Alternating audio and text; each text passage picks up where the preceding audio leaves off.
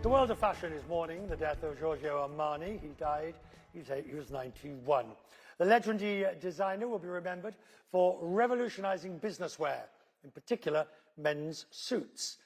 Armani swapped rigid and formal tailoring for a softer, more relaxed style. And as more women began to enter the workplace, he created a style for them too, as we were hearing a moment ago. After Richard Gere wore Armani in the 1980 film American Gigolo, Hollywood took notice, and a brand worth billions was born. Valerie Steele is the director and the chief curator at the Museum of Fashion Institute of Technology in New York. Valerie is with me now. What do you say? I mean, it's always very difficult on these occasions, but if you had to sum up the contribution, which you do, what would it be? I'd say he transformed menswear, making it fluid and sexy.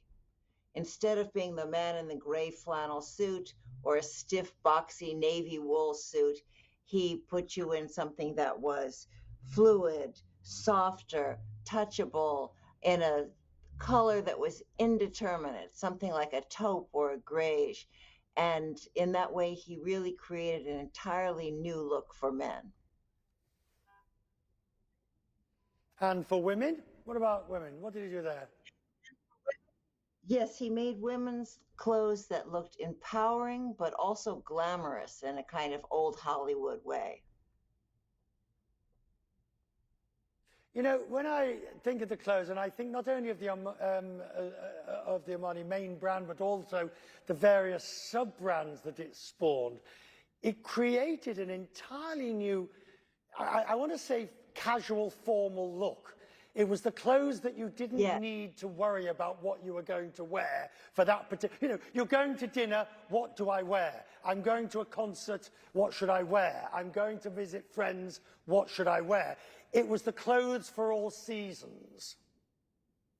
Yes, and in fact, people talked about it that way. They didn't say, I'm going to buy a business suit or I'm looking for a blazer. They said, I'm wearing Armani. And that was conveying that they were a sort of a hip, young, sexy person.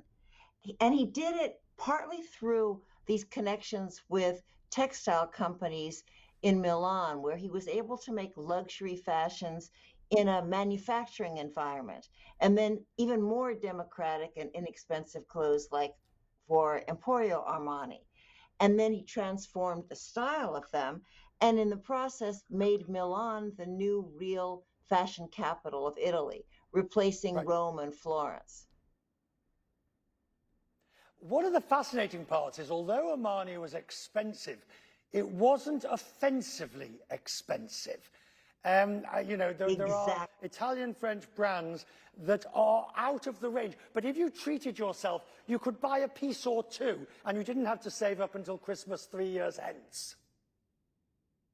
Yes, that's right. And people thought of them as investment dressing, although they were the textiles were so soft and fine that in fact they were somewhat fragile. But in any case, it was affordable luxury fashion.